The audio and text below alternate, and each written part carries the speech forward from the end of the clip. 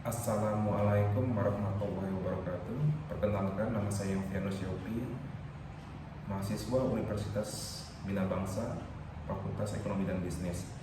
Di sini saya akan menjelaskan fungsi manajemen. Manajemen adalah suatu aktivitas yang terdiri dari planning, organizing, actualing, dan controlling untuk mencapai tujuan organisasi secara efektif dan efisien. Manajemen merupakan hal yang penting untuk diperhatikan dalam pengelolaan suatu perusahaan. Jadi harus melekat penuh pada seorang manajer. Di sini saya akan menjelaskan planning atau perencanaan. Perencanaan merupakan dasar yang harus dibentuk oleh perusahaan sebelum perusahaan menentukan apa yang akan mereka lakukan. Melalui perencanaan, perusahaan membentuk visi dan misi, tujuan perusahaan dan strategi yang akan dilakukan oleh perusahaan untuk mencapai tujuan perusahaan tersebut. Jadi perencanaan merupakan dasar yang penting yang harus dibentuk oleh perusahaan.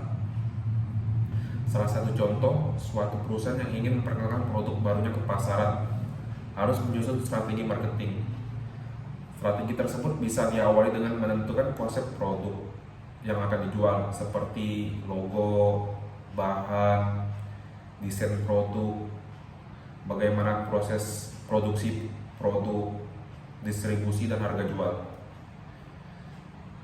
Setelah perencanaan yang baik telah dibuat oleh perusahaan, maka selanjutnya fungsi yang akan dilakukan oleh organizing adalah berfokus pada pembentukan struktur organisasi di dalam perusahaan.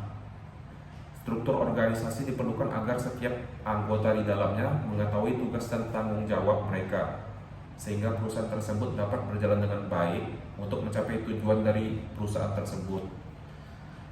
Salah satu contohnya, sebelum proses produksi, sebaiknya perusahaan membentuk tim khusus. Dibentuknya tim khusus berguna untuk mempermudah dalam mencapai tujuan dan strategi perusahaan. Yang selanjutnya, fungsi actuating atau pengarahan.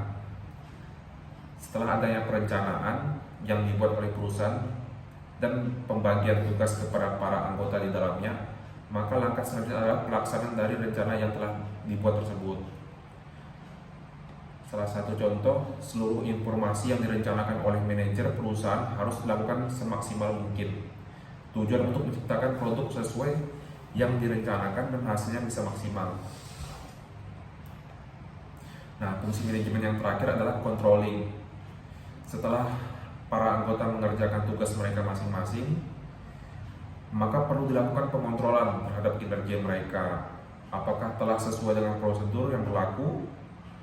Apakah program yang dilaksanakan telah sesuai dengan tujuan perusahaan?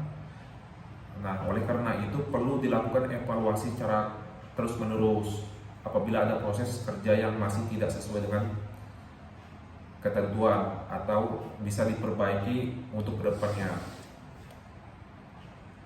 Nah, perbedaan antara efektif dan efisien.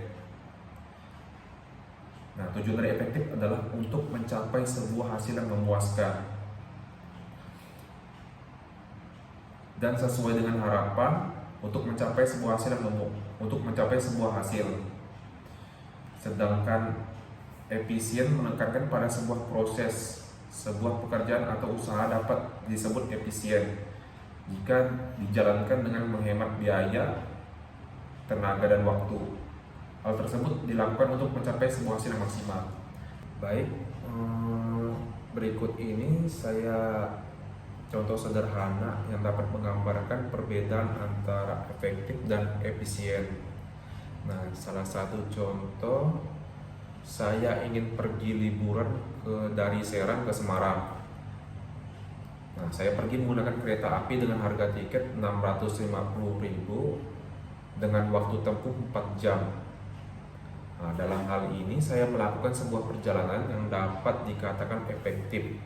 Akan tetapi perjalanan tersebut tidak efisien karena saya harus mengeluarkan biaya yang sedikit mahal. Sebaliknya, saya pergi dari Serang ke Semarang menggunakan bus ekonomi dengan harga tiket 150.000 dengan waktu tempuh selama 12 jam. Dalam hal ini, saya melakukan sebuah perjalanan yang dapat dikatakan efisien, akan tetapi tidak efektif karena memerlukan waktu perjalanan yang sedikit lama. Jadi di sini saya harus memperhitungkan sebuah perjalanan yang lebih efektif dan efisien. Maka saya harus memilih hal lain. Saya lebih memilih untuk menggunakan bus standar eksekutif yang akan memakan biaya sekitar 300 ribuan, akan tetapi waktu yang ditempuh lebih sedikit, yaitu selama 6 jam. Nah, maka uang yang dikeluarkan oleh saya tidak terlalu mahal dan waktu yang ditempuh juga tidak terlalu lama. Dalam kasus ini, berarti liburan saya itu bisa dikatakan efektif, lebih efektif dan efisien. Demikian penjelasan singkat saya mengenai fungsi manajemen. Demikian, terima kasih. Assalamualaikum warahmatullahi wabarakatuh.